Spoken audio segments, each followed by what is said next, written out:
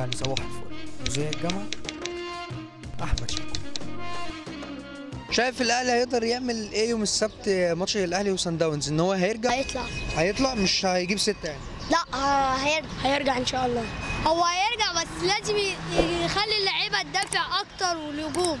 هو الدفاع ما كانش مظبوط الماتش اللي فات قوي. اهلاويين كلكم باين. ايوه طب شايف مباراة الاهلي وصن داونز ايه اللي هيحصل فيها؟ كام المباراة هتمشي ازاي وكده؟ هو الاهلي هي مباراة صعبة اولا اصلا.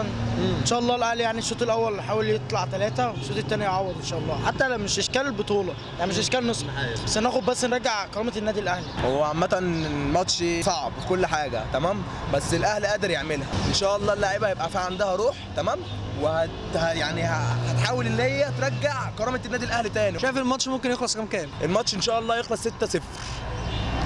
الماتش يخلص الساعة 4-0 5-0 ان شاء الله الاهلي يكسب 6-0 والدعم كله ليكم. مش عاوزين البطولة، احنا عايزين نرجع الاعتبار. تحبوا تقولوا ايه لعيبة النادي الاهلي؟ لعيبة النادي الاهلي وانتوا ابطال وتقدروا تعملوها، ورجالة وتقدروا تعملوها. انتوا فرحونا. اسألوا بيبو وبشير على الحلوة وعلى المرة. على الحلوة والمرة معاه. ما بحب غير الاهلي ولا في غيره يفرحني. دايما معاه والاخر جول. عمري عشان الاهلي يقول.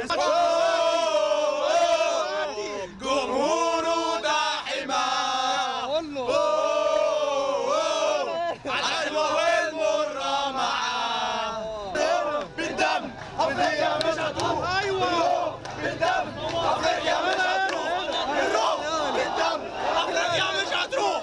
بالروح بالدم افريقيا مش هتروح. ارجع هنا.